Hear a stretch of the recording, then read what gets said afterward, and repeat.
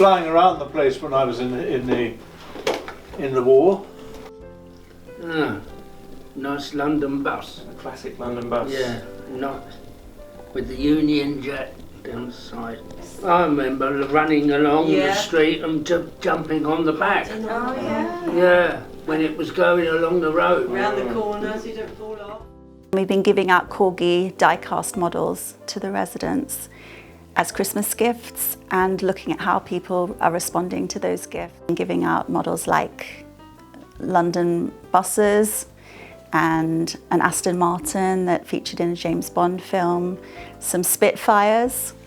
Nostalgia can be really helpful because it kind of connects us to the past but also brings us into the present, and particularly if they're happy memories, you know, it can elicit those happy memories in a way that can be really positive for our mental health. And it also brings us closer to other people because when we share memories, it can connect with other people's memories as well and create stories, create relationships. So I think reminiscence and nostalgia can be really helpful.